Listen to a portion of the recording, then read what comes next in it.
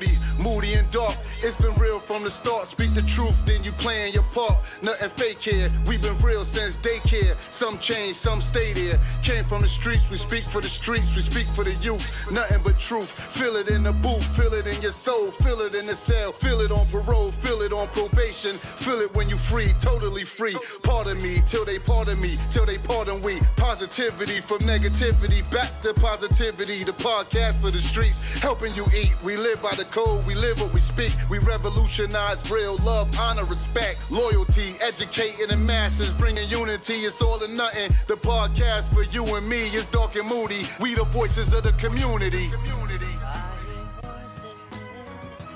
I hear voices right now.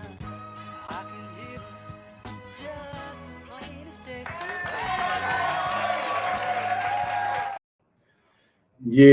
Yeah. This your boy Darc. And yo, this your boy Moody, man. You know what I'm saying? It's Darc and Moody, all or nothing. Man, we got a guest in the building, Desmond Tutu. My mom calls me Desmond Tutu. Oh yeah, did your mother call you that? That's what's we went to a different continent. Yeah, you know what I'm saying? My man Desmond in the building, man. You know what I'm saying? So what's going on, Des? Yo, what? You know what I mean? First of all, tell people where you from. Like, where you from, man? Where Desmond from? Well, first, thank you for having me on this podcast. Like, Of course. I'm not like thank you for being here. Thank you. I'm not usually like the person who wants to be talking at a podcast. You know, but I've been learning to be more expressive and to share what I know. And so, like, I'm grateful for this opportunity to just sit down with you guys and and talk about ideas and stuff like that. As for where I'm from, like you said, Desmond Tutu. If anyone watching this knows about Desmond Tutu, he's a revolutionary bishop in South Africa.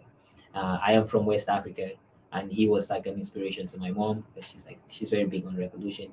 And so when I was born, she was like, I want my son to be like Desmond Tutu. You said West Africa, like West break Africa. it down. What part? Where you at? So West Africa, Camaroon. Camaroon is located in like the I would call it the heart of Africa. It's like we used to call Cameroon Africa's immune nature, which means that Cameroon has all the different climates that you can find anywhere in Africa. So in Cameroon, you have rainforest, you have grasslands, you have desert, you have like all the different kinds of climates you could find all over Africa. You can find them in Cameroon. Also, fun fact about Cameroon, it's one of the wettest countries in Africa. So like constant rain. And so I'm used to coming from a land of prosperity, like because it's always raining. We always have like an abundance of food, an abundance of like harvest and stuff like that. Absolutely. So Cameroon has been compared to other African countries, we've been very peaceful this past time because it's like even though we do not like the way things are, we have food. And so if people don't like the way things are, but they're satisfied and their stomachs are full, they're never gonna ask for change. Absolutely. Absolutely. But yeah, so that Cameroon, it's next to Nigeria. We share a border with Nigeria. We're supposed to be, how do you say? Like we were once the same country. So when the colonizers came, Britain owned Cameroon and Nigeria. But then they had like a deal with France and then they split it up. So like Britain took part of Nigeria and Cameroon, then France took other part. All right. So you said France and all that. So do you speak a different language outside of this tongue, the English tongue? Yes. What else you speak? Cameroon is bilingual. It's one of those, but it's like Canada where we have two official languages, English and French. So growing up, I grew up in the English speaking side. So we spoke English in the house, but then in school we were taught French. It's like official. It's the official language of the country is French. So to my French people out there, say something. Parlez-vous français to them. let them hear some français. Let me say. What do I want to say to people in French? Say Darc and Moody got the best podcast in French. Let me hear that. Darc and Moody tiene la número un podcast en New Haven, Connecticut. Now go translate. No, I'm saying translate that, man. Word up, man. It's pretty much just Darc and Moody's number one podcast out here. Yeah. You know what I'm saying? So when y'all heard that from my French African brother, Darc and Moody is the best podcast out here at CT. So pull up. pull up You know what I'm saying? to listen and to learn something. Like Yeah, we're not just sitting here talking. If we're sitting here, I feel it's because the the universe or God has brought us together to have this conversation. absolutely. And like I'm just, my hope is that as we continue to talk, Yo, how many lions did you tackle in Africa? people ask me about that, man. They ask me if I have a lion pet. Yeah. You don't ask an African person if we have lion If you pets. have a lion pet? You can.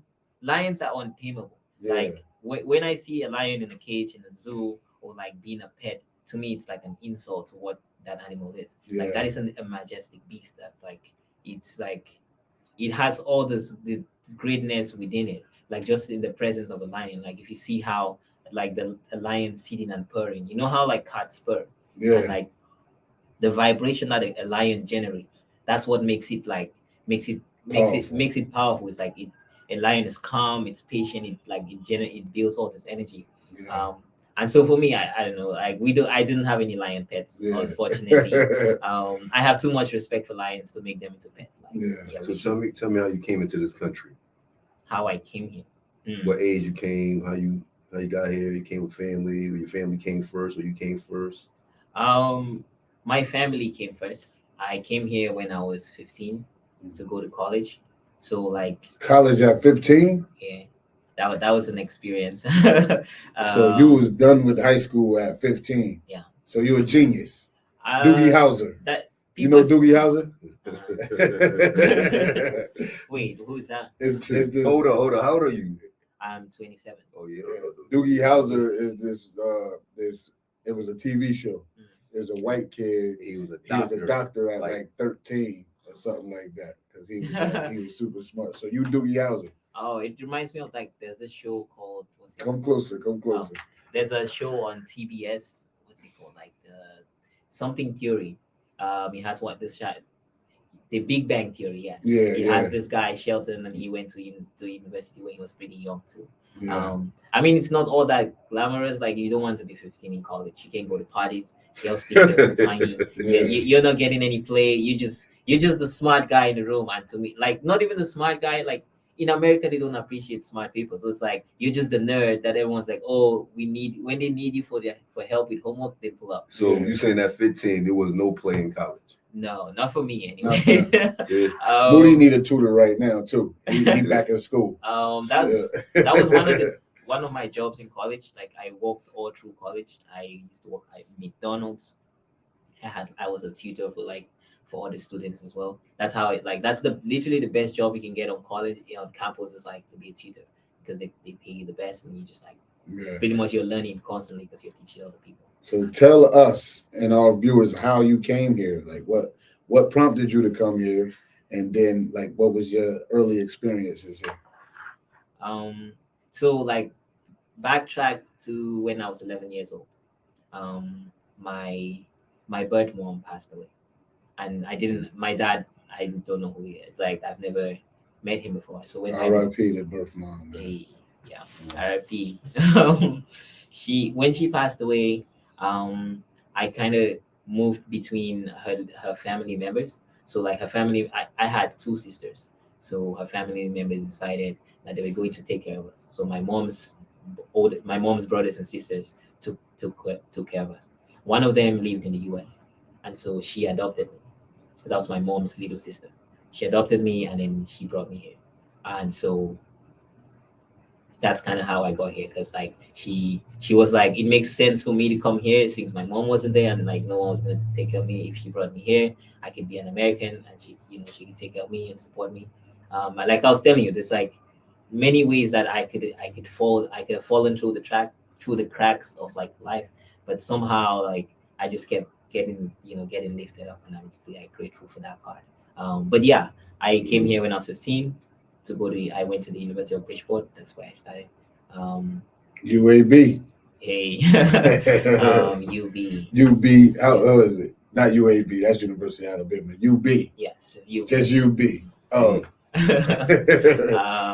But yeah, so that's how I came here. Was like my mom's sister adopted me, who's now my mom. She brought me here, took care of me, signed me up for university.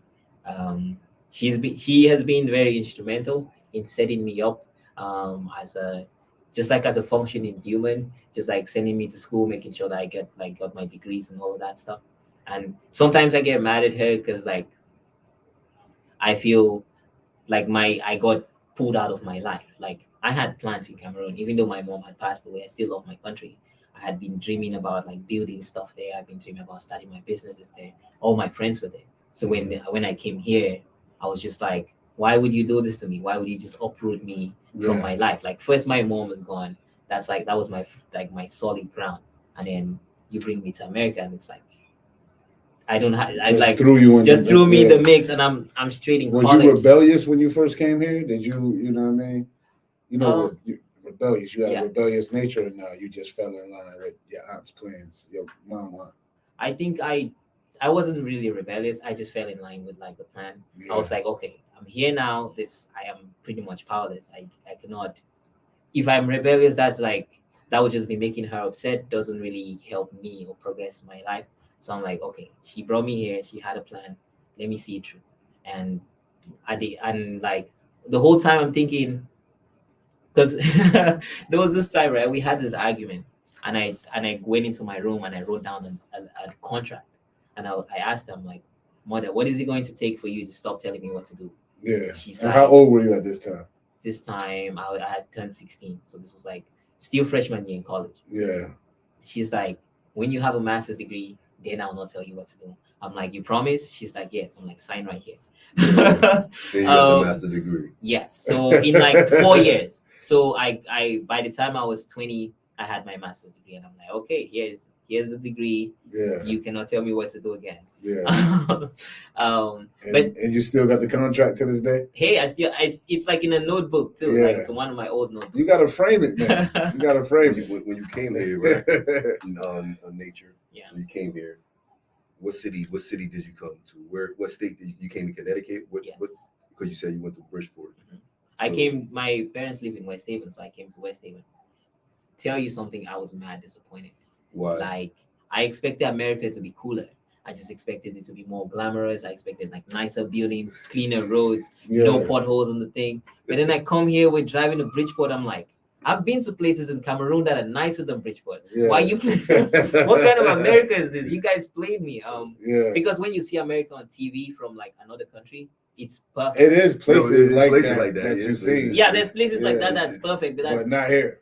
Not in Bridgeport. She put you in the You hood. went to the slums. You went to the slums. I didn't even know America had slums, bro.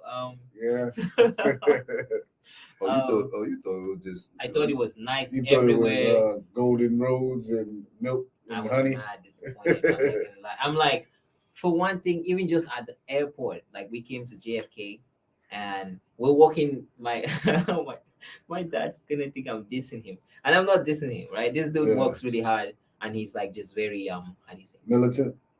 I would just not militant, just like very conservative. Like he gets the things that he needs, and then the rest of it, he like tries to help people. He's constantly like he's not a big fan of like luxury or like having like the nicest. As long as he has the basics, he's good. And so when I came, he picked me up at the airport, and we're walking towards his car. I'm looking around. I'm seeing all these nice cars. We're walking to it, and then this dude's like, "Oh yeah, that's my car." And I look at the car. It's just like 1995 Toyota Camry, and I'm like, "Where have I? What America is this?" Because when this guy comes home to Cameroon, he has the nicest car. That like because money. Like it goes a long way in Cameroon. So he's chilling. He's like the big man. I'm like, so I'm expecting that when I come to the thing, I'm gonna see some nice car. But nah, it was a Toyota Camry. But shout out to that Toyota Camry. That's the car I learned how to drive in. So big shout out to the Toyota Camry, man. To the Toyota Camry. Nature, right? Yeah. In college, what's that? That's 2011. I think I'm doing the math. Yeah, about 2011. That's when I started. You coming from Africa, come to the United States is a whole different fashion. What was you wearing when you first came? The thing, like, we always shopped at the Goodwill. So when I came, that was the first place that they took me, was like to go get some stuff at the Goodwill. So my fashion wasn't really like, it was just like I try to pick the stuff that express myself, because I've always been the person who like I like to express myself through fashion. My birth mom was a seamstress, so she made clothes and stuff. I grew up around in her workshop where people would come in every day, like get measured and get their clothes made. So I've always been into fashion. But when I came here, I wouldn't say I was that stylish because we would go to like the Goodwill, and at the time I would just pick like the most basic things like that I needed. I wasn't really considering fashion. Shoes though, I really like to get like nice shoes. Like No doubt. that was like to me the most important thing. If I felt confident in my shoes, it's like the thing I'm standing in, then I feel good. That was the only thing where I was like really I would spend some time looking around, and my dad would be like, this one fits. I'm like, yeah, because it fits doesn't mean I'll put it on my leg. Yeah. But yeah, so why did you ask about fashion? Because we coming from, I know the fashion we use in West Africa is different from the United States. So when you came using your fashion, and then I see that, you built your, we talked about it. You built your. Yes. I think the fashion came like me building like my own fashion brand. That came afterwards. Like, Who did we inspire you, or did your country inspire you in Africa, like what they wear and what we wear? Did you see something that in the United States, like, yeah, that's nice right there. I like how you rocking that. I mean, I've seen a lot of things in the US that I like, but for the fashion business, that came because I wanted to start a business, and I was thinking, what can I bring to the US that I haven't seen before? And one thing that we used to do in Cameroon when I was growing up was like on New Year's Day. That was like the one time we got new shoes. New Year's, before New Year's, my mom would take me to like this to this guy who handmade shoes. This guy would measure my feet. He would like and he would make my shoe for me. That shoe was my shoe for the year. So I would wear that shoe the entire year to school, to church, to whatever. That was like my shoe. In Cameroon. Yes, in Cameroon. And so this dude he would make these shoes, and I really liked them because like the way they were stylish, they were handmade by him. I get to pick a little, I'm like, oh, I want it like this, kind of like that. So I really like that aspect of it. But when I came here, I noticed that a lot of things here are generic. There's not a lot of personalization. Like everybody, if it's teams, everybody wears the same thing. With Jordans, there's not like my Jordans versus your Jordans. It's like the same Jordan, just like it's like a copy of the other one. And so I was thinking, how do I make things that are unique to the specific individual? And that's how like my shoe idea came up. I first started out trying to make the shoes in Cameroon. So the guy who I used to go to as a kid, I tried to partner with him to like make shoes and ship them here. So right now, we're talking about your fashion sense, and you make shoes. Yeah. So you got a shoe company. And what's the shoe company called? The shoe company is called Reux. Reux. Reux means the people. More precisely, it means the spirit of the people, as you can see there. Spirit of the people, because from the beginning, like I was born with revolution on my mind. I always think about the people. I'm like, what can we do to uplift the people? What can we give to the people? Because like we talk about how like the people are the ones who are in charge. Like we're supposed to be the ones in charge, right? Like it's people who make laws, it's people who draw lines on maps, it's people who like wage wars. It's all people. And so like I always wanted to like to draw on that fact and to point people to like the idea that it's us who have all the power. Like if we're being screwed, it's because it's people that's screwing us. It's not like that the world is screwy. It's like us. And so like if people were and the only reason we might feel like we're being screwed is because like the spirit, maybe the spirit of the people is not as strong as it needs to. Maybe that spirit is getting how do you say, it's like it's getting diluted, or maybe the spirit is not getting nurtured or like elevated more. And so like I created the rule to be like, hey, for one thing, because like there's like 4 tenets for the rules, like know yourself, express yourself, and so like know yourself, express yourself, love yourself, and there was one more. Anyways, I'll get into that. But like before, like so express yourself is and love yourself. So but first, before you even think about loving yourself, because people talk about self-love all the time, Like you cannot love something that you don't know. And a lot of people don't know themselves, and they just pretend like, oh, I love myself. Like, what do you when What you you say love about yourself? yeah, what is this self that you love? You know, Yeah. like, so like that, it's very important to know yourself, and that's like knowing your roots, knowing like just the unique things about you, knowing where you're from, knowing your environment, like just really knowing yourself. Once you know yourself, then you're like, I know who I am. Then you can express yourself. Like people, you cannot express something that you also don't know. Like Yeah. you cannot love and something you don't know. So like the first step is like self-knowledge, and that's the first thing of Leroux. Is like first we want to help people to get to know themselves. Then once you know yourself, then you can so it's self-knowledge, self-care. So once you know yourself, then you take care of yourself, then you express yourself. Well, you love yourself, and if you love yourself, then you express yourself. So like if you love who you are, then of course you're gonna express it. You're gonna share that with the world. So, but first you got to know yourself, then you nurture that, take care of it, and you express. So tell the people how to find the LaRue stuff. Tell them, like, come closer and tell them how to find the LaRue, your shoes. So, you know what I mean? So you can find Leroux on our website, leroux.com. So Leroux is like LEROUX.com. On our website, you'll find like a vast collection of shoes that you could shop from, that you could pick from. We have about, I would say, more than 200 designs on the website that you can pick from. And then not just that, we have a customization software on the website too. So that's like the key part when I talk about the people and like expressing yourself. So you could design and build your own shoe, make it look exactly how you want. Exactly. And you can even have your initials Yeah. put on the shoes. So I'm about to get married. Yes. You saying you can make me a wedding shoe? I can make you a wedding shoe. Actually, I'll be getting married. Well, Bruh. I'm married, but I'm about to have the wedding. That's what I meant. Yeah. I'm about to have the wedding. When is this? July. Bruh. July. When is it? July Who in the 29th. wedding, bro? Who in the wedding? Yeah, who in it? Because Who in I it? ain't get who's in it. Who's in it? Who in the wedding?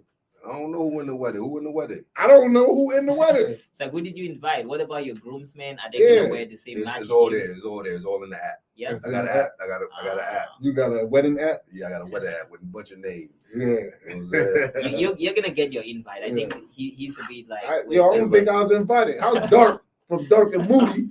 Ain't know about the wedding. So I can't turn on my phone right now, but if I turn on my phone after this, I'm gonna record Darc saying, "My bad, dog." Because his name is there, he just didn't see it. Yeah, we didn't start sending them out yet because we still putting stuff in order. Okay. I still ain't get it. Hmm? I ain't get it. I talk to you every day.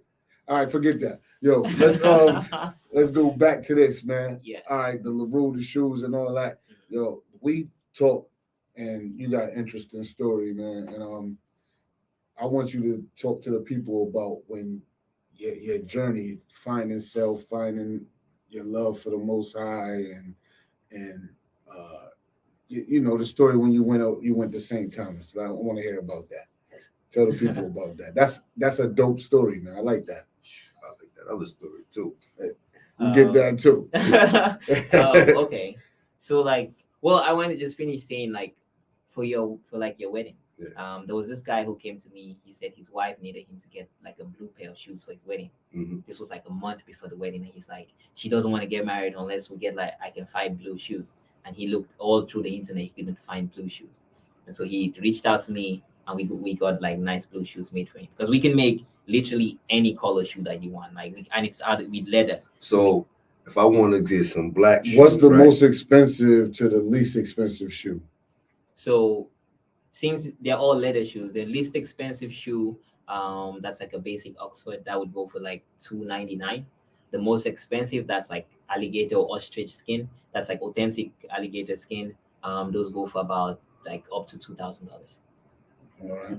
So these shoes is nice and they ain't cheap. Oh yeah, these are like. So come get these LaRue shoes, 300 to 2 bands, man. I don't make it myself, by the way. Yeah. Like these shoes are handmade in Spain by people. You just own the company. I just own the company. Yeah. Correct. So these shoes are handmade in Spain by people who've been doing shoes for a long time. We source leather from like all through Europe. Like we get the finest leather. So like once you get this shoe is not just like, it's not just a shoe. In my mind, it's like a piece of art.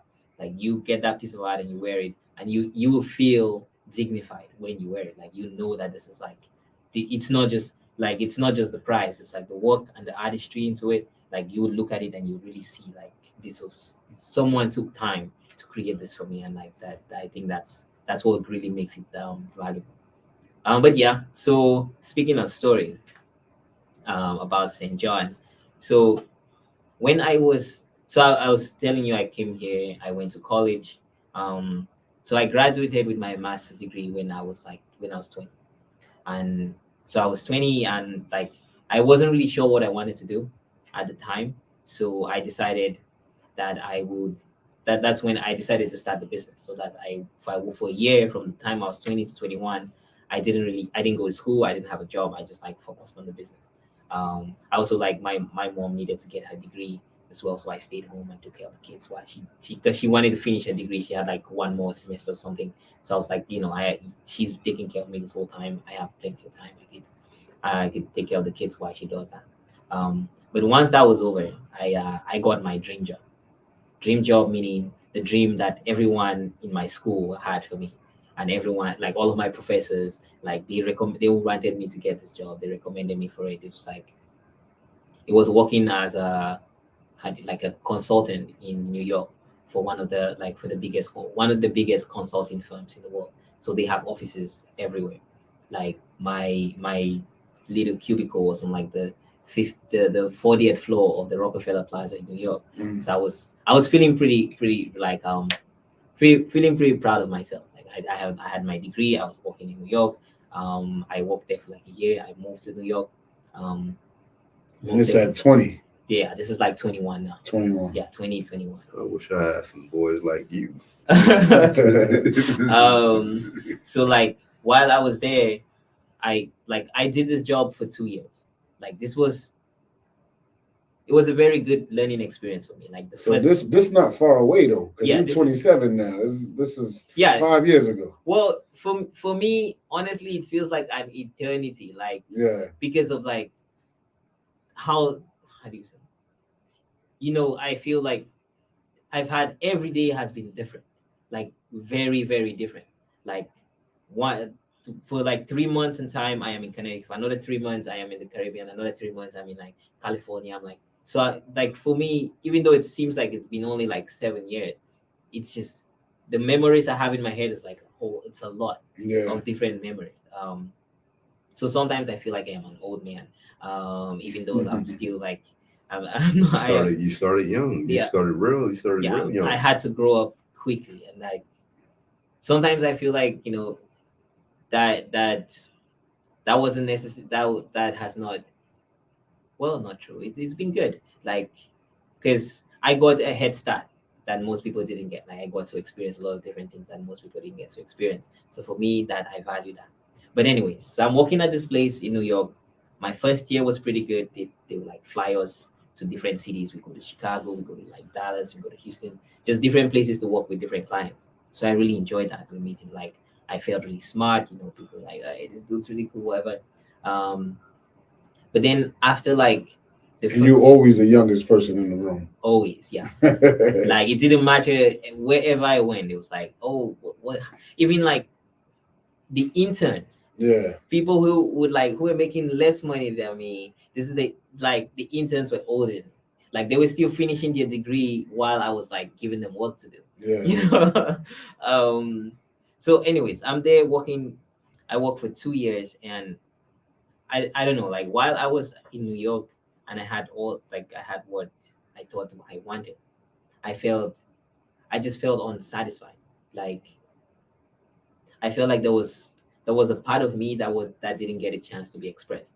Like just because I came here and my mind was so focused on school, graduating, getting degree and getting job, I didn't think about any other thing. It was just like, and so I realized like at the age of like 20, 22 or something, I'm like, whoa, I am doing all these things that for one thing, I don't even know if I want to be doing, but it seems like the right thing to do. Everyone's happy with me. You didn't feel happy. I didn't know. Yeah. Like pretty much my life was Monday to Friday we're working. Friday night we go out. Like it's New York, so like you go out, party. Saturday night same thing. Go out, get wasted, come home. Go from one club to another. It's like we do this every night, and you never run out of clubs in New York. It's like a club on every You block. making enough when you was 15 in college and you couldn't go out. You got 21, Exactly, right? you were- And I had my own place too, and I was making money. So I'm like, of course, I'm outside. I go to nice speakeasies where like you have to do secret knocks on the door to get in. You drink like some really nice cocktails, So that part of it was fun, but then I felt like I could not like what it. Quick question. Yeah. You ever been to a place where you gotta? You have to do a secret knock. Hey, man, you need to go. You gotta take us to a place like that. Because I don't think I've been to no place like that. I go to a place like that, I'm going with my strap.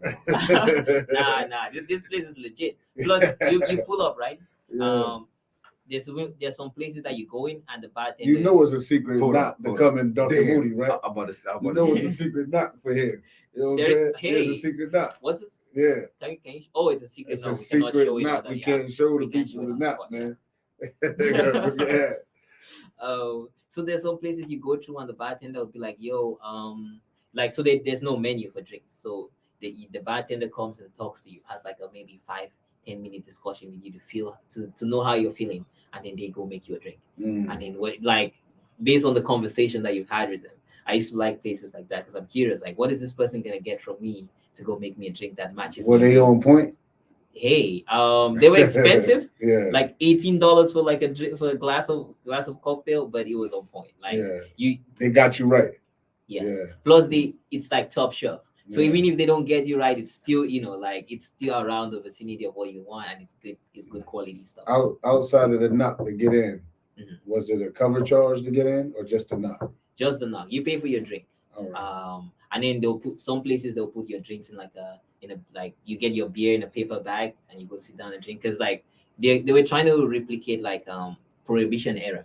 So back in Prohibition era, there were no drinks. You would have to paper bag your drink. Even like at bars, people would drink their cocktails in teacups, and so you would go and they'll give you your glass, your thing in teacup, and you're sitting there sipping your little. I used to like the what's it called, the Moscow mules. Like that's one of my favorite. Like that really kicks you off. I'm still messed up. You was 15 in college, and your age group with the people that you're in college with, when they're 21. You're 17. Yeah, so you can't really hang out with your friends. I could. Well, plus they were not even like the partying friends. The partying friends. He could, but all right. I want to go back before we. I want to go back to Camaroon, right? Okay.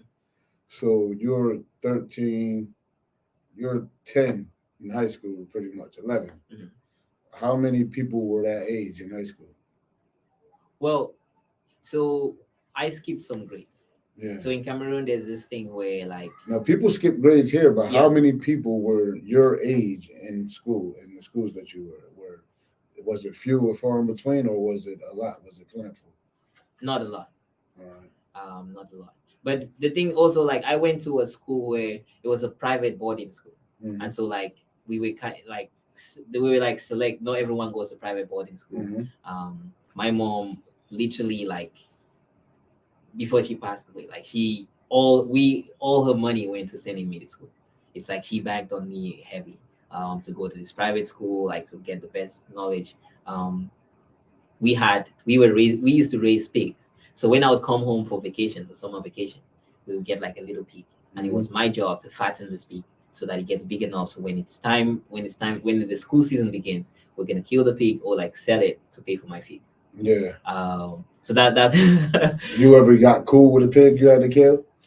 I mean, it's only in America that people get cool with animals like that. Like for me, there was never a point where I'm like, this pig is my homie. Yeah. That pig was money. It was like pay for this. No, it was just like it was my responsibility. I took care of the pig. I had to make sure that it ate every day. Get it, like I had to go to the woods, cut it some grass and like different type of herbs to come feed it. And then you ate them. Not even you're wrong, man.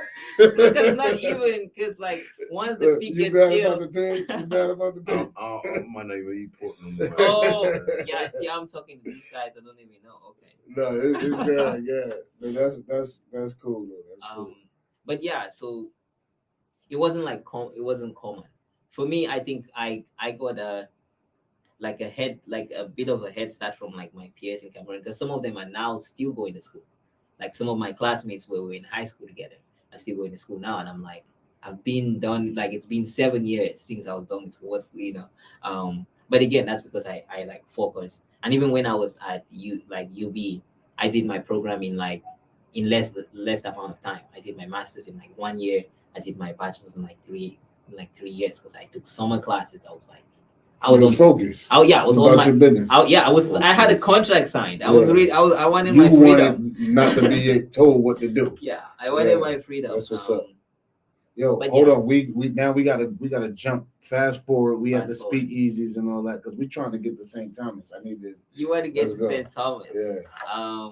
Well, so New York, because I have to tell you about New York before St. Yeah, Thomas. we here. Okay, so New York.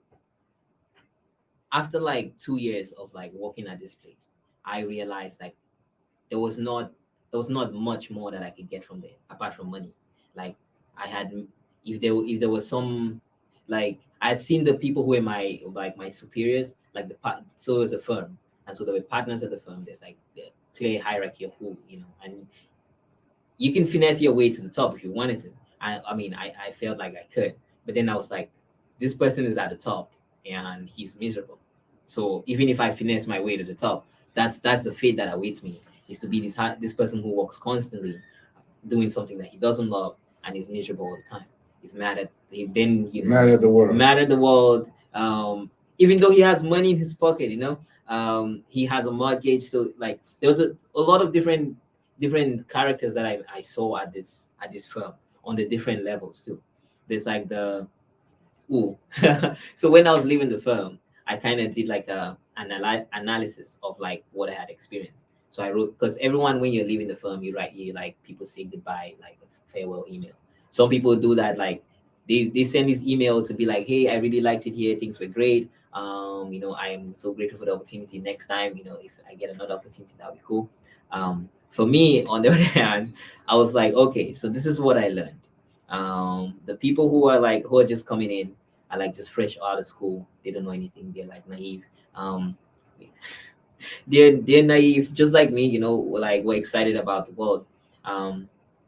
Then these people get taken advantage of by just everyone else from the on the ladder. So everyone it's just it's like different tiers of misery in my mind, and I just didn't want to fit into those tiers of misery. I'm like, this is not why I came to this country. Like I came here to see this thing. Sure, I know that it's there and that it exists, but You felt like this can't be life. yeah, this is not the life. Well, it's life for some people and they love it, but this is not the life for me.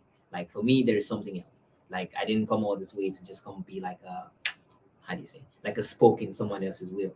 Like I wanted to do my own thing, and that's kind of why I got the job to begin with. Because I'm like, I've always been like the kind of person where I want to create my own world. I want to create my own my own system. You know how like people say you can either have a seat, you can either work hard to earn the seat at someone else's table, or you can build your own table. I'm the person who likes to build my own table. That way I'm not like sitting on someone else's table waiting for scraps. I want to have a big table so that people come to my table and eat too. But anyways, so I didn't really vibe with like the New York scene. Plus I was just ready to go. I think I had learned everything that I needed to, because it was very valuable. I learned about taxes, like all the stuff I do with taxes and business consulting. Yeah. I learned from there. I see how like our job was to make wealthy people not pay taxes, not pay as much taxes.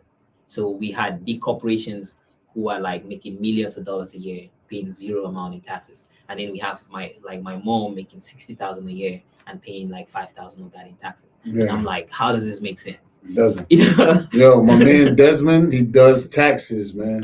So if you need your taxes done, contact us. He graduated as a teenager. At 20 years old, he graduated with a master's degree. The boy's a genius.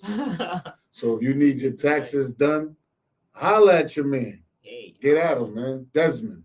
And not just your taxes done. Like, if you need to figure out how to make your own table, then if you want to know how to make your own table and not have a seat at somebody else's table, holla at your boy.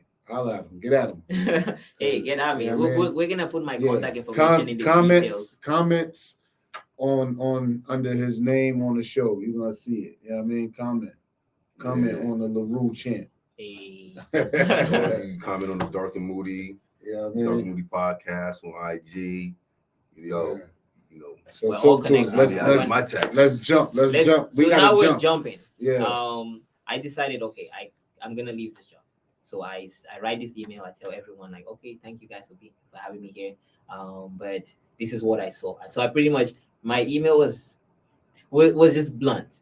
Like I was very clear about what I was saying, and I said it in a way that was kind of sarcastic.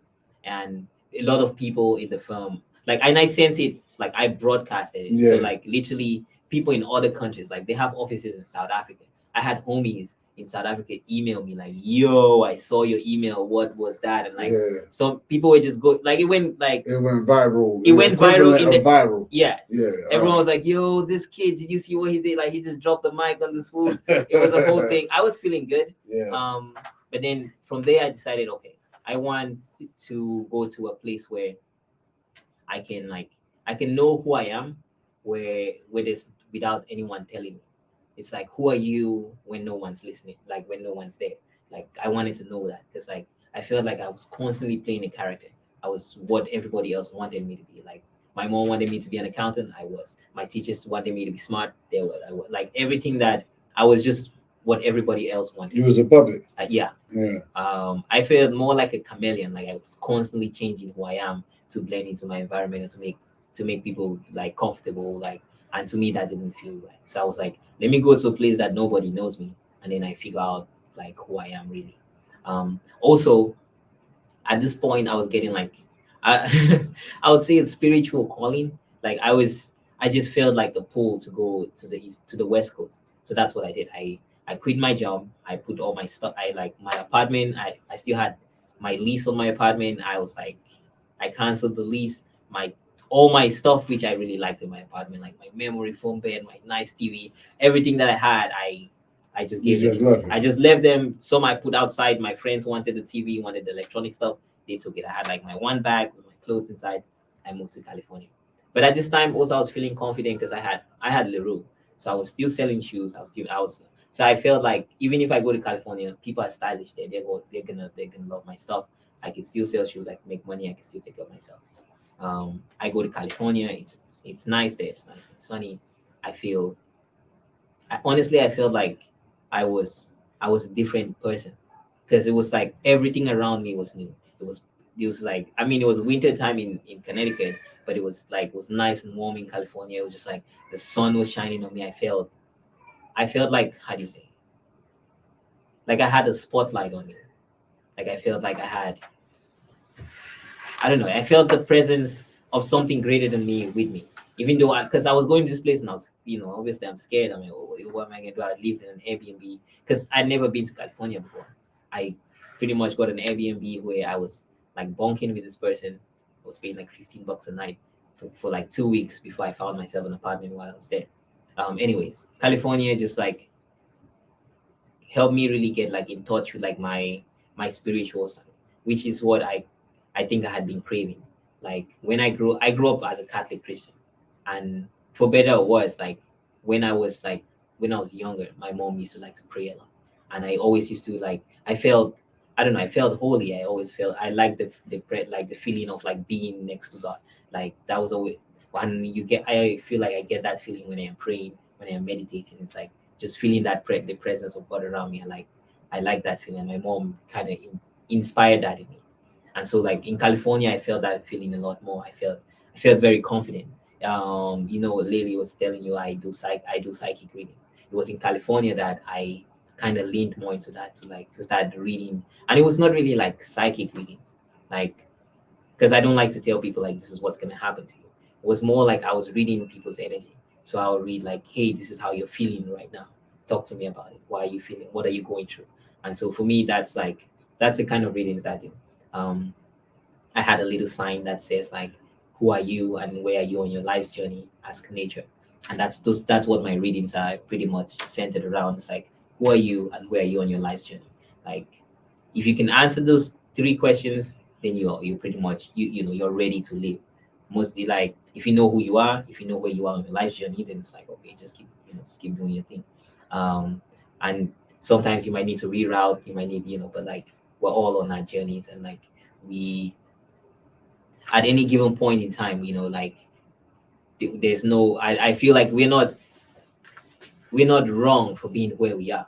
It's like it's just part of the road. It's like if you're going somewhere, there's some part of the road where there's a pothole. Like it's not like you're a bad person for being in the pothole. It's just there's a pothole in the road, Anyways, so I went to California. I was doing that. There was something that I really liked about California was like I I would grant I wouldn't say grant. I would create the scenario where people's wishes could be granted. Because how as I was saying, like when I came to California, I felt like this presence. Of like I felt this presence that was watching over me like a different I felt in my mind anyways. That So you was a genie. I that so because also people look at me pretty weird, like because of my eyes and just the way that I talk, people always like, and I do the reading. So anyways, I felt the presence, and I like there's this thing that I had been studying, and it's pretty much like if you want something, the first step to getting that thing is identifying that you want it. Like you cannot get anything if you don't identify that this is something that you want. Um and so when I say I was helping people grant their wishes, was like I was helping people identify what they wanted. So they would seem like I would just I'll meet a person and we would connect, and we would be talking, and I'll like sometimes I'll get the instinct to say it, other times I won't.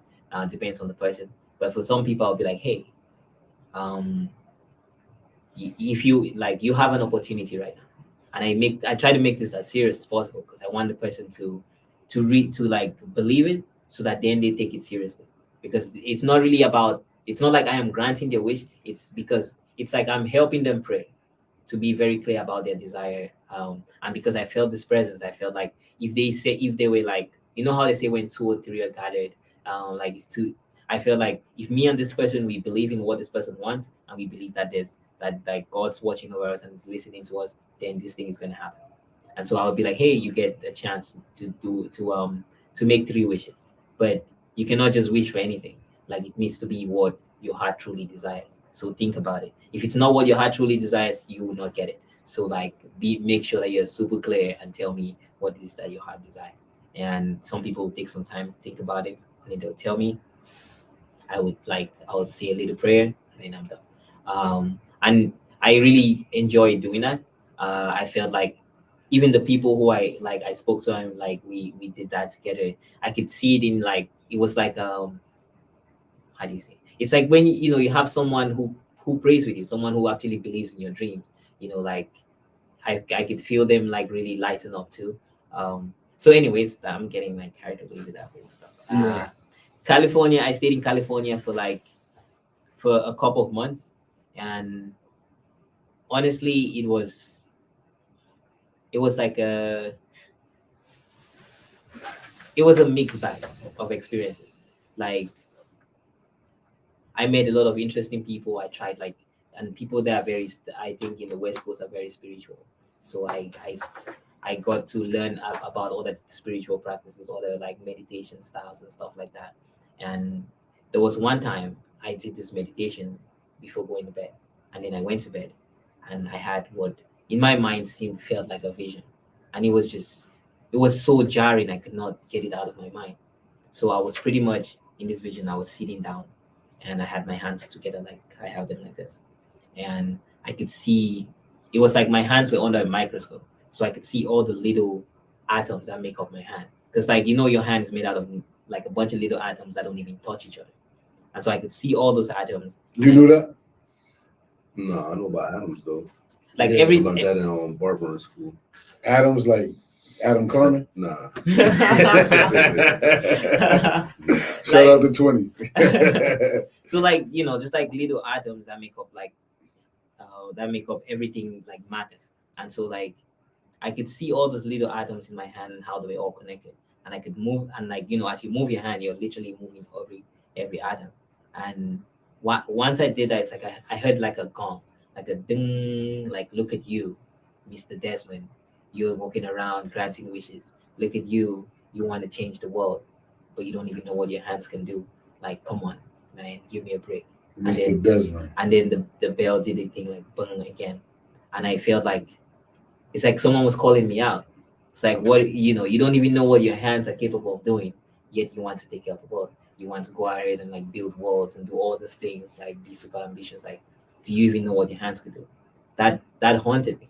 Like, I'm like, you're right. I don't know what my hands can do. Like, because it was such an amazing experience to see that did all the little molecules. Like, you could see even blood, like the blood inside of your hands, like little tiny atoms, which never really touch. They're just vibrating next to each other constantly. Um, so, anyways, with that in my mind, it was like it's like something switched in my mind. It was like I need to find out what my hands can do. But then just before that, oh my god, okay. So just before that, you remember I said I lived at an Airbnb. Yeah. So I stayed at this Airbnb. One time I'm outside, it's California. I got myself like a nice little joint and I spark it. I'm smoking outside. This old Rastafarian guy walks by. Oh, you smoking what?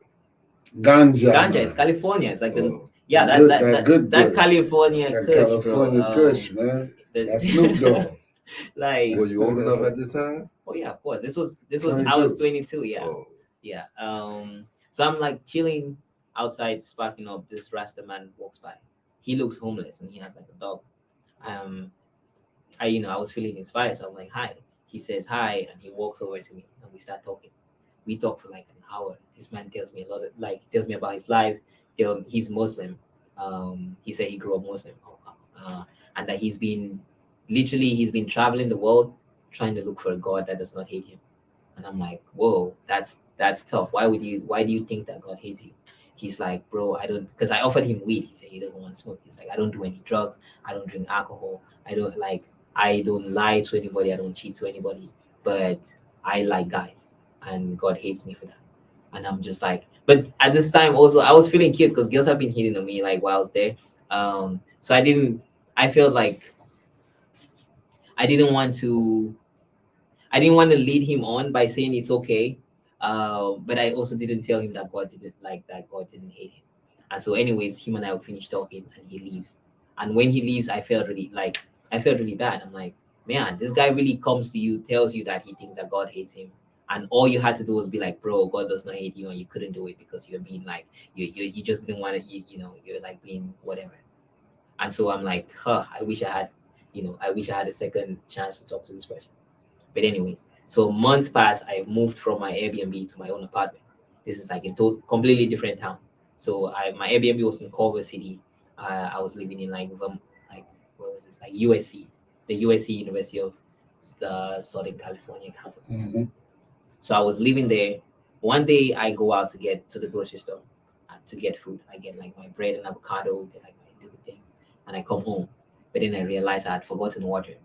I go back to the grocery store, and on my way back, I am like skateboarding, and I see the same homeless guy just like walking on the street. I'm like, wait, it's you? He's like, yeah. I'm like, whoa, like I could not believe it because the chances that I would run into this guy again in a completely different town, like after the conversation that we had, and if I had not forgotten my water, like my whole brain was just spinning like, what's going on?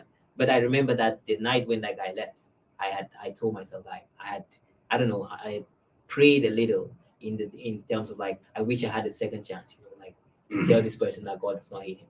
So I'm like, oh, this is my opportunity. I'm like, bro, come with me.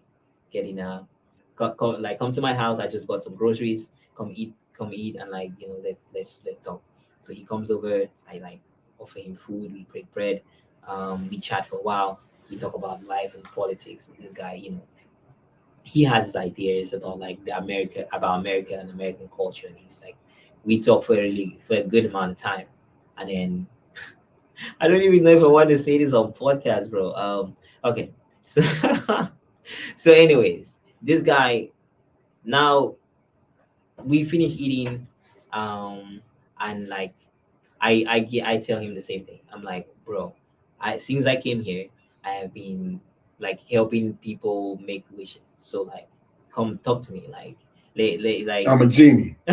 well, what I said was I get I it. feel I have the spotlight on me, Yeah. and so I want to share that. So I felt like my like talk to me, and like share your dreams with me, and I'll pray. It's just like tell me your dreams and I'll pray together with you for this to happen. And I felt like just because I had taken such a leap of faith with my life, I felt like God was looking at me with a smile, and I felt I wanted to share that smile with other people. Anyway, so I told him to make his wish. This dude is like, oh, I don't have 3 wishes. I'm like, okay, what are you like? What do you want? He's like, I only have 1 wish. I'm like, what's that? He's like, I want to be treated like a human. I'm like, you're a human. What are you talking about? He's like, I've been homeless. I've been walking through America like just for all this time, and no one is like, people don't treat me like human. Like it's just like people don't even look at me like blah blah blah or whatever. He's like, you don't believe this guy, right? He says he wants, like, his wish is that I should give him a massage. I'm like, you are playing me, bro. Especially because beforehand, this guy had to, like the day before, like not the day, but like months earlier, he had told me, that he was into guys. So I'm like, are you kidding me right now? Yeah. Like I bring you to my house, I'm super nice to you, and then this is like what you asked me. And I'm just sitting there looking at him. I want to kick him out. But then I think about it. So when I was in Cameroon, so back again to Cameroon, there's this story that my grandmother always told me. It was like there was an old lady on the side of the road, and John was walking by and saw this old lady. The old lady was like, her back was itching. She's like, oh, my back's scratching. Can you help me? I can't reach it. John is like, sure. But then the lady like lifts up her clothes, and like he could see the back, and it's like boils, like just fat, like fat balls, like looking like those paws in there. John is like, no, thank you, ma'am. I'm done. And he walks away. Mary walks by, and this lady says the same thing, like, I need your help. My back's itching. Mary's like, oh. Mary looks at it, and she's like, oh, man, this is extremely gross. But, like, sure. And so she uses, like, a thing and scratches this lady's back for her. And every time she popped open one of those boils, a nugget of gold fell out of it. That was, like, a story that my grandmother would tell us around, like, the fire growing up. I like that story. So that story like flashed in my mind, and I'm like, I've come all the way to this place. I'm like, what else do I have to lose? Maybe like, some gold will fall out of his ass. Well, I didn't think that gold was gonna. I think it's more metaphoric. I'm like, sure.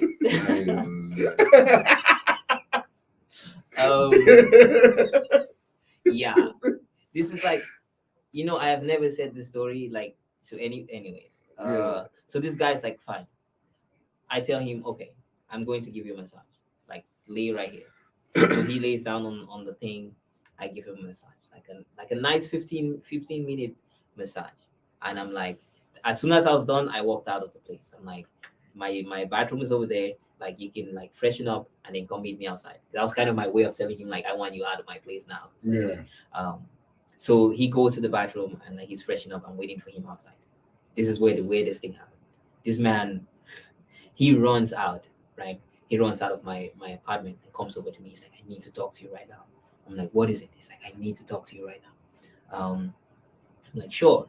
He gets on his knees, like, and he like holds my hand. He's like, it is you. I'm like, what are you talking about? He's like, you're the one. I'm like, huh? He's like, you're the one. I want to follow you. I want to be your disciple. I want like wherever you want to go, I'll come with you. Like, you're the one. It's like you're the whatever that does not hate me. I got you. I'm like, no, bro, you have to go. So when he said that, in that moment, like my initial reaction was just like, you have to go, because I just did not want to process this right now. I'm just like, you just have to go. This is just too much for me.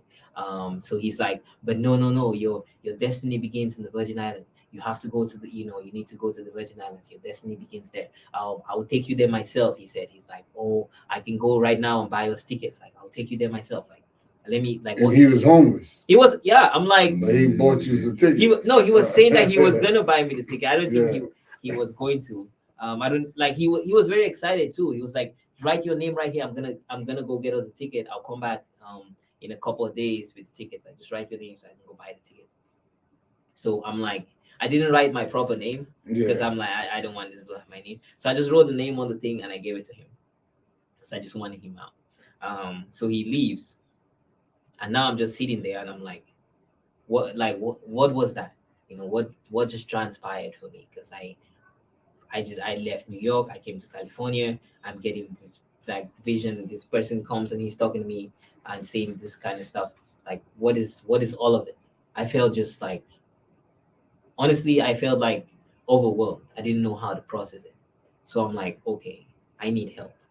So I made a little prayer. I'm like, I'm gonna go to the campus, the college campus, and like God, you have to help me. Like, you just find some way to make me feel better because right now I don't know how to feel. I don't know like what I'm doing. So I go to this college campus and I'm sitting there just waiting for something to happen. I'm looking around. Like the college students are walking by. Plus, USC is nice. It's like one of the best university campus that I've seen because that's where like the celebrities send their kids and stuff. It's like big money school. So I go there, like I'm chilling, and I see this girl walks by. She has like white. She dyed her hair white, and I was like, maybe I should just talk to this person like and see what's good. So I went over to her. I'm like, hey, do you believe in destiny? She's like, I'm sorry, I have homework. I don't have time to talk right now. And she dips. And so I got kind of frustrated. And I'm like, why would all of this happen to me and no one's there to help me? I have no friends in California. I just literally moved there. There's nobody to talk to. So I decided I'm gonna go on campus. There's this bar. So I was decided I'm gonna go to the campus bar. They always have like this nice fried chicken sandwich. I was like, I'm gonna go get myself a nice fried chicken sandwich. I'm gonna get like a nice Stella Artois. I'm gonna eat my sandwich, drink my beer, and like go to sleep and forget, just let the day transpire. Anyways, I go to this place and I sit there and I'm eating. Next, I was sitting at the bar. Next to me, there was like an empty glass. Like, well, there was a glass with no one sitting next to it, but there was like scotch inside. Like you could tell it was like hard liquor. So I'm sitting there, and this girl comes by. Like she comes sits next to the thing. She's like she's very like exasperated. Drinks her thing, and I turned over to her. I'm like, hey, because I'm like, I'll just do this one. I'll try this one more time. I'm like, do you believe in destiny? This girl looks at me like her eyes just wide open. She's like, she literally turned her seat around and looked at me. She's like, tell me everything. So she and we talked for like a while. She tells me about like her own experience with what she did. Well, she was white, huh? Yes. Because it was sister would have been like, man, get your ass. Yeah, right. So what a sister would have said. You believe in destiny? Something supportive. First of all, sister wouldn't let her drink beer because she knows somebody would have by itself. Nah, this is USC. Like, so man, Bill Cosby. You know Bill Cosby? But yeah, all right. So y'all talk. Y'all sitting at the bar. We sat at the bar. We talked. We really like vibed. Just talking to her helped a lot because then for one thing I didn't feel like alone. I didn't feel like I didn't feel as overwhelmed as I did before. Even though I had no solution to I didn't know what I was gonna do. I just felt calm sharing this experience with her, just like I am sharing it with you guys. Like it makes me feel like, okay, this is like, it's not just in my head. Like someone else can process this and anyway. So we talked for a while. I felt better.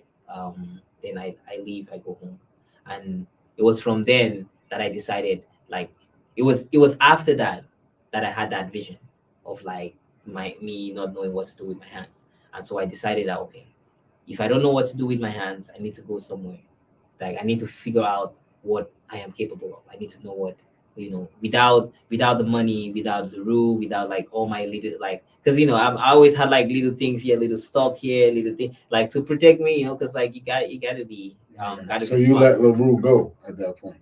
I let literally everything go at that point. I'm like, no LaRue, no money, no LaRue, just start all over. No money, nothing. Like I pretty much gave the remainder of the stuff I had away. My California apartment.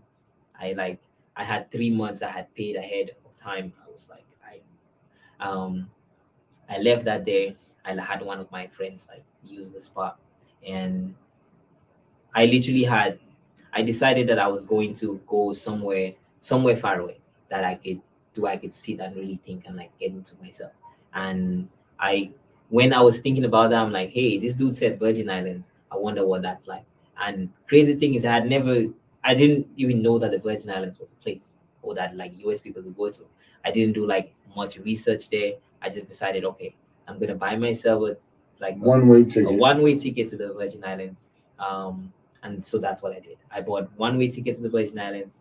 I had like $250 cash in my pocket, and my phone. As soon as I landed on the island, I threw my phone in the ocean, and I was like, okay, now I have $250 in my pocket, and I am here. If I cannot figure out a way to get out of this situation that I have put myself in, then it's fine. Like then it means I'm not. Then it means that I am like all the things that I think that I can do, all the things that I feel like I am capable of, or like my destiny or whatever. Like that's nothing, right? Like that's just fantasy in my brain. If I cannot figure out how to get out of this island, Yeah. and plus I didn't want to get out at That's that a big point. challenge. You're telling me, bro. So I go to this island. I'm Nowhere to live. Nobody's No like friends, no no phone, friends, no phone. and only $250. Yeah. And you gotta eat. Yes, and I have to eat, and plus, like I had called. So before I left, right, now I think about it, my family was like pretty stressed because I had called everyone, and like I kind of made my peace with the world. Like if there was anyone I had beef with, any of my You made it sound like it was over. Nobody's ever going to see you again. Well, not necessarily. I just told them like, if there was someone who I loved, I made sure that it was clear. If there was someone who I needed to forgive for something, I made sure that I forgave them for that thing. Like I didn't want, because I didn't know if I was gonna come back or not. So I wanted to make sure like my conscience was clear. And so I called everyone, I made my peace with people. I was like, okay, now my books are clean. If I die right now, I'm good. Like with my relationship with other people. So I'm like, okay. Anyway, so what I go to this island, first thing I find out is St. Thomas is so when you get to the Virgin Islands, there are two main islands, St. Thomas and St. John. St. Thomas is where the airport is, and it's more modern than what I had expected because I wanted to live in the woods because my like nature, I wanted Mother Nature to teach me how to be nature. Be nature. Yeah, it's like I cannot be walking around saying I'm nature and I've not spent like I wanted Mother Nature to show me how. It's like I'm gonna be in the woods, I'm gonna be by the water, I'm gonna like be away from people, like just teach me. And so, anyways, when I was going to this island, another thing I had with me was like a bag, like a bag full of books. So there are all these books that I've always wanted to read. Like how like people are like, oh, read what's this book? Like War and Peace. Like people are like that, like these classic books, like read War and Peace, and I'm like, oh, I would want to read it, but I never had the time. So all these different books are like I put them in the bag. You brought all the books, and did you read all the books? I read majority of them. How many books you had? How many books did I have? Like 25 books. And one of my friends in California, she's like, she really likes to read. Like she has like a library at her house. So when I told her I was going to the woods and I was going to live in the jungle and I needed books, she just like went ham, like recommended a lot of the books. Count of Monte Cristo, that was in the books. Well, I had already read the Count of Monte Cristo. Right. So this was more like, because I also wanted to learn like just esoteric knowledge, like I'm very big on like the different types of meditation, different types of like ways that we can naturally heal ourselves. You were talking about like the light healing. I'm very curious about that too. Like, so those were the kind of books that I got. Books about like science and like human evolution and like just like the human condition. And also I like philosophy books too. I can talk philosophy for days. But yeah, so I go there with my 250 books and I get to St. Thomas, realize there's no jungle in St. Thomas. Like my plan was to live in the jungle. Yeah. And there's no jungle. So I'm like, ooh, okay, this is not ideal. So I should have done some research, right? Yeah. So I'm like, cool. But then I find out in St. John, which is the neighboring island, there's like US, what's it called? Like they call it national park. So US National Park is like just woods that the US has reserved on this island that people cannot settle on, they cannot live on. So when rich people go to like St. John for like vacation, they go in there for hiking and stuff like that. And just like it's just US land that they haven't decided what they want to do with it yet. So it's like it's just sitting there. So you was living in there. Yeah. So I pretty much I knew that there was U.S. National Park in St. John. So I got on the ferry. So that's where I spent my first $15. Spent my first $15 to get on the ferry. $235. I'm down to $235, right? Your math was mathing. I land at the island on St. John, and so as I was going to this place, right, my friend asked me like, "How are you going to survive?" In my head, I was like, I don't know, like how do people survive? I'll just go there, I'll meet someone, and I'll ask them to tell me what it is like to live there and like tell me the different places. Like for some reason I figured that I was going to meet someone who was gonna guide me, tell me what was what.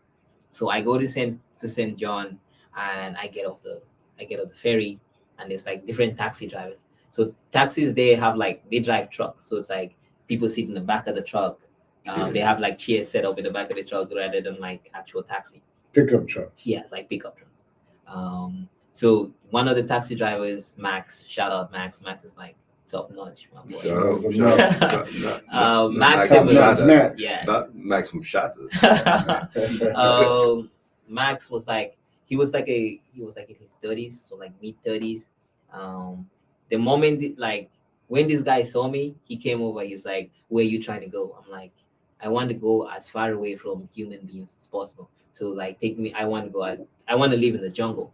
He laughed so hard, bro. He laughed at me so hard. He called the other guys like, yo, check it out. They look at he said it in like a Caribbean accent too. He's like, this man wants to go to the island, man. And he wants to go to the jungle, live in the jungle. And they all like started laughing at me. Yeah. I'm like, yeah, I want to go live in the jungle. Like, are you gonna take me?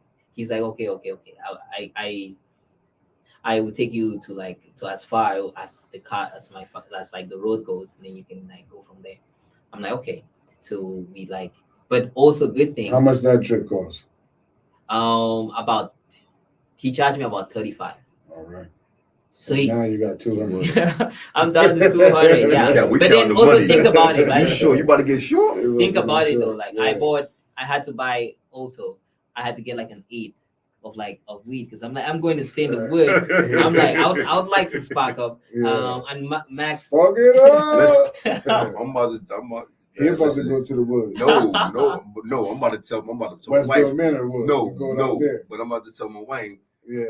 She's like, oh, you listen. This is boy genius right here. Listen. Nature of genius, 15-year-old college student, and he sparked it up. He said, with that 200, he find him. I mean, I have to at least get an 8. So because imagine going to a woods in a strange place that you don't even know, and you don't even have like some animals out there that could kill you. So he need a J. Yeah, I was just like, if anything, right, let me at least be able to spark up. Yeah. It could be my last couple of days. Yeah. So anyways, I get an 8. I get more than 8, so I go like maybe 2 8s for like $50. Mm-hmm. So I'm down to like 150. Mm-hmm. I get a couple gallons of water, because Max told me like I would not find water out in the woods, so I should get my water. So I got a couple gallons of water, and then we started driving. So Max really liked the idea that I was going into the woods. He's like, man, I've always wanted to do something like this, like he's like, I've been on like the spiritual part of myself, and like we really vibed. And he was like, okay. He took me far, like miles farthest that I could. Yeah. There was no people I could see from where I was, and he dropped me up there, and like he's like, okay, I'll How many days you went without seeing a human? Like straight. Days straight without seeing a human being. Without seeing a human being, like 11 days. So that wasn't like a lot. So after 11 days, I ran out of water.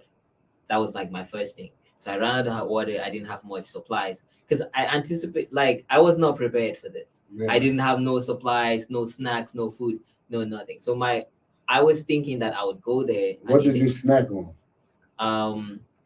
Tamarind. So there's like this tamarind fruit. Yeah. So where did you shit? Oh yeah, I mean it's the woods. So like that was never a problem. Where you wash up at? Well, in the ocean. Oh, is the ocean by there? So this is the island, like the Caribbean island. So literally, I had miles of beachfront for I'm thinking in the myself. middle of the jungle, there ain't nothing around. No, oh my God, bro, that would have been tough. Yeah. So no, there was like there was beautiful Yeah. ocean, nice beauty, like clear waters. My first night though, that was like one of that was the worst night there. First night I came in, and in my mind, all I wanted to do was live in I wanted to stay in the jungle. So when I came in first night, I went straight into the woods. Like I went under this tree. I made my little fire.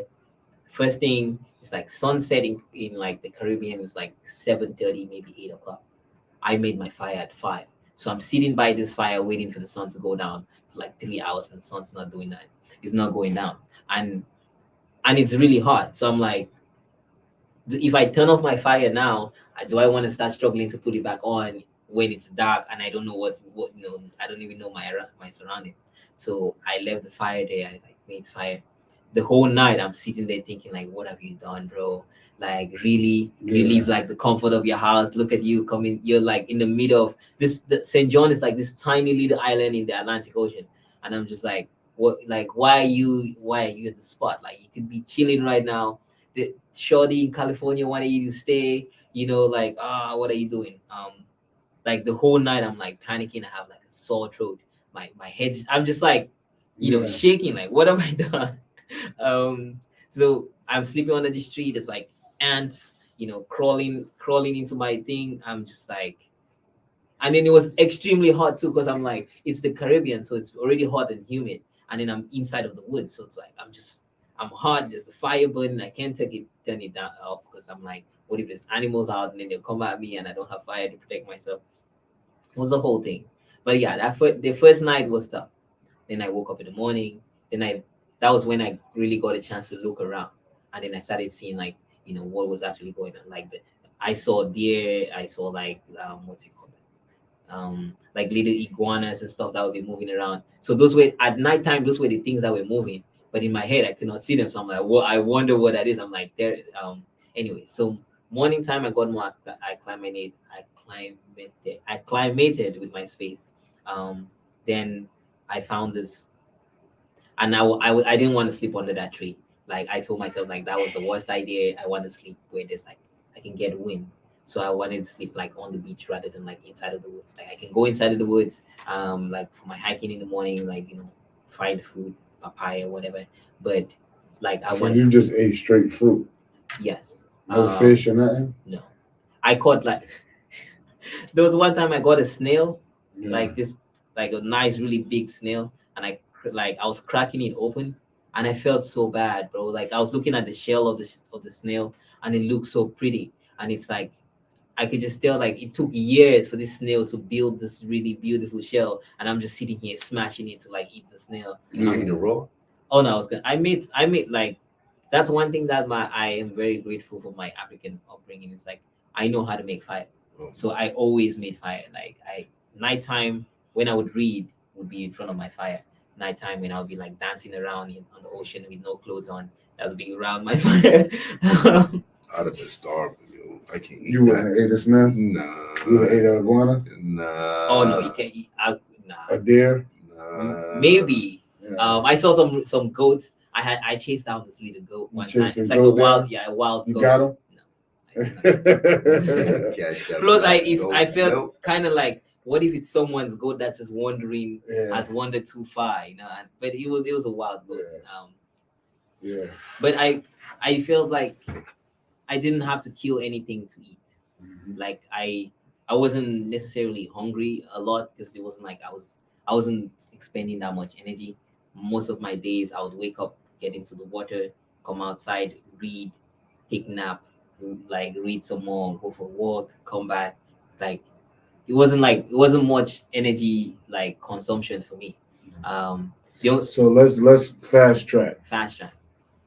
We see some humans. What's your interactions with the humans after these 11 days? How you live, how you survive, how you eating, how you hungry now? Yes. A lot of walking. Talk to me. So after 11 days, the reason why I even decided to go back into town was because I had run out of water. And so I had run out of water, so I needed to go into town. And it's salt water. It's salt water everywhere, so you can't really drink that. So I had to go back into town. Plus, I was running out of fruit. Like there was not that much papayas out there for me to be eating. I was fighting with birds over like the last papaya. So, so I'm like, I need to go get like some proper food. Yeah. So I walked like it's a crazy walk just to a point where I can then get on a bus that would take me to the main town. Yeah. So I walked for a long time, got on that bus, go to the main town. Now I would get like water, get like some apples, some more fruit. You still had cash when you first got back? Yes, I had like a little bit of cash for that. But then, you know, that goes away pretty quickly. Also, I got like I got some potatoes, some plantains, some yams, because I eat those things. You can roast them and like, you know, excuse me, and they taste really good if you roast them. So I'll do that. But yeah, talking about food though. Yes. Shout out to La Isla Spanish Restaurant, 2779 Dixwell Avenue, with the best food in the world. Like, try their empanadas and come talk to me. Yeah, like, it's literally like the best empanadas I've had. We ain't got no special today, but if you go there, right, and you ask for the Jimmy Jones Roddy Reynolds special, ask for that. That's a new thing I'm putting up. All right, I keep playing. Keep playing. All right, so boom, we making plantains and all that. Now, your interaction with humans, we got to get there. Yeah, we long-winded. We usually do 45 minutes. We like an hour and change. Oh, snap. Okay. It's cool though. Yeah. Interactions with humans, pretty much like the first interaction I had with a human, you will not believe this, but it was in a dream. So on the 11th day, right, while I was sleeping, I had like a dream of there was a guy who was doing something that I felt like he was doing something that he shouldn't. But then I was watching him, and I'm watching him do this thing, and it's like he didn't know that I was watching him. But then he noticed, and he was very surprised. He looked over and he was like, "Whoa, this person can see me do this thing." It was like, I don't know if you know about like the astral plane.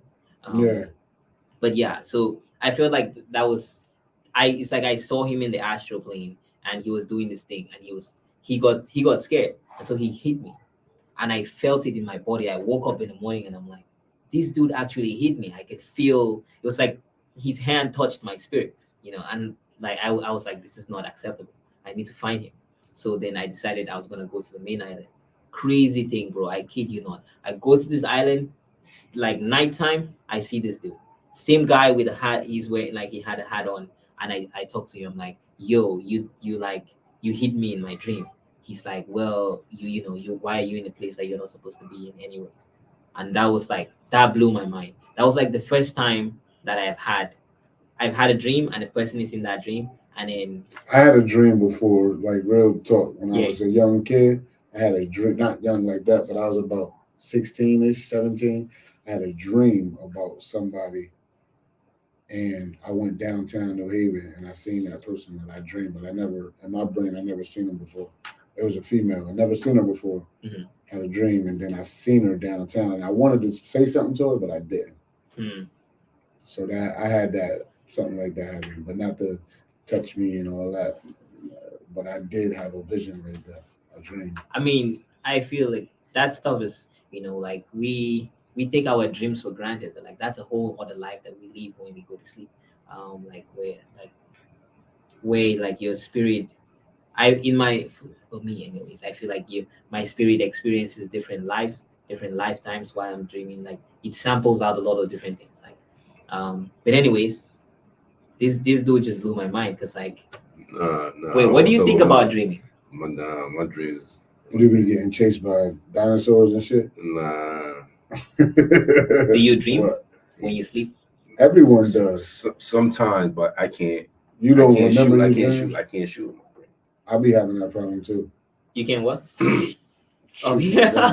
It doesn't work. It happened. That happened like all that with me too. Yeah, they don't do it. Wait, so when you squeeze the trigger, there's nothing comes out. If I'm having a dream and it's saying like yeah. I have a bunch of dreams like that. Like I do. Mm-hmm. Like I had that dream a million times.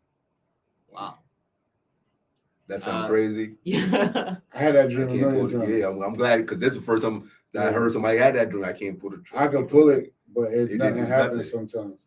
Mm. Yeah, sometimes the bullets just fall out. It'd be wild. And then there's times I've been in a dream where I know it's a dream and I'm trying to wake myself up. I'm like, and I'm trying to like Together, get yeah. myself like, yo, come on, get up. I've been there too. Like Dreams, I've been in that world. I've been in that world, and I've been in that world. like you gotta explore the Yeah. dream world. Like there's like I feel like there's a lot of there are a lot of answers to like our questions Yeah, that we can find in our dreams. Like it's a lot of things, man. So we gotta We gotta go. get to Let's the- go here. yeah, Let's let's go. like- Let's get this meat and potatoes, because yeah, you know what I mean. Anyway, so that was my first like my interaction with people on the island was like I would come into town because I needed food or supplies. And so when I would come into town, I would set up like a little table where I'll do my readings in like in the town square.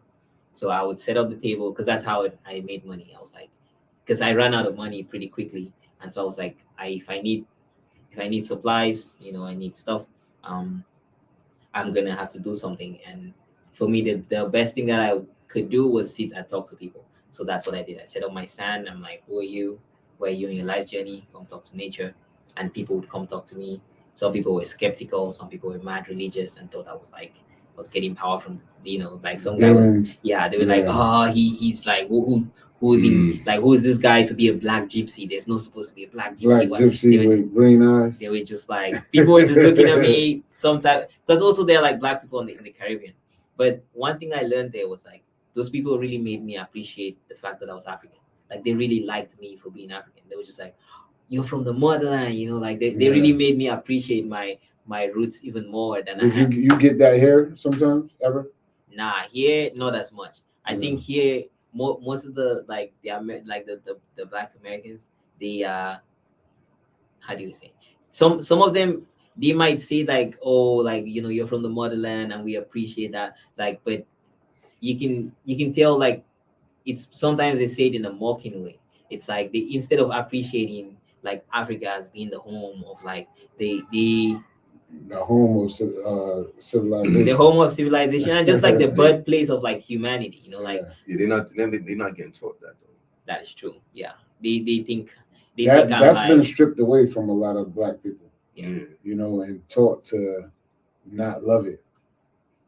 Even for me, like that, when I came here, I was like, I felt like that's how I had to be. I had to like not like my Africanness. Yeah. It was when I went to the Caribbean that I really I liked that. Loved I was it, from and I embraced really it, embraced it. I was like, yeah. A lot of people like right now in America, a lot of people doing that African Ancestry.com to find out what their roots are in Africa. Like you can do that. Like, they do your DNA and find out where your peoples and all that. So, we're gonna talk about this real quick. Tell them about your podcast. You know what I mean? Because we could talk about other things, but let's tell them about your podcast. My man Desmond got a podcast at the University of Bridgeport. It's called What Will You Become? What Will You Become? So what would you become is like like it's a play on words because you become. What will you become? Yeah. So in this podcast, similar to here, I have like professors, students, just people in the industry come talk about like what, for the students, I ask them, what will you become? So like you are here now in school, what do you want to be? And then for the people who've already like been out there in the world, I ask them like, how did you become what you are? Like if you're the dean of the School of Business, how did that happen? Like what was the journey? Was it like a straight line? Did you like, was it ordained by God for you to be like, how did you get to this place? And if like someone watching this podcast will be like, how, if I want to be the dean of a school, this is the path. And not necessarily this is just one path, there's multiple paths, but I want people to share how they got to where they are so that we can have role models. Like we could have people to look up to, like, oh, this person is somewhere that I want to be. How did they get there? Yeah. And so that's kind of what the podcast is about. And just for me too, like it's a question I constantly ask myself, because for all the different things that I've gone through, the near misses, like just run, just life happening. For all those things that have happened, what have I become? What have those things made me into? And I keep asking myself that every day. I'm like, because I feel like it's very important for me to know, like, for myself, like, what I got a question. 20 years from now, where Desmond at? 20 years from now, that's a long time. 20 years from now. No, I No? mean it's a long time. It is a long time, but it'll go like this. I'm that much older than you. So 20 years from now, where do you see yourself? 20 years from now. Bro. And do you think you'll go on another life journey like this, like just packing up and going somewhere? Do you think that's in your future again? I think I would always, like, everyone should always have, like, go on pilgrimage. So, like, people go to Mecca for pilgrimage. Hajj? Yeah, exactly. So I think I'm gonna definitely do that again. But for right now, I feel like for the next 20 years, I am in building mode. So I want to build, like I said, I want to build my table. Like Leroux says, Leroux is the people. Fashion is just one aspect of it. So I have Leroux Fashion, I have Leroux Events and Entertainment, I have Leroux Business Consulting, I have Leroux Education and Publishing, I have And LaRue is the people. Yes. So it's always the people. So the Yeah. people's events and entertainment, the people's consulting, the people's LaRue. Leroux. Yeah. So like I want to build out all these different things. I in like 20 years I want to be telling stories. Like telling stories that inspire people, that show people that life can be fun, life can be an adventure, can be something that you can approach it without fear. Like if 20 years from now, if there's any hope that I want for myself, is to not be afraid of anything. I want to be completely like void of fear. Yeah. Like I think I kind of got there. I don't think I'm afraid of anything. Yeah. Yeah. Hey. It's my spirituality. You know what I mean? I can't fear certain things. You know what I mean? Can't fear nothing. Whatever's gonna be is gonna be. You know? So yeah, man. We appreciate it having you. We wish we could talk more, but you know, we long-winded. We Right. almost like an hour ahead of Oprah. Here You know what I'm saying? Your story is crazy. Yeah, I enjoy hearing you speak and all that. Hopefully my viewers, our viewers enjoy you speaking and all that.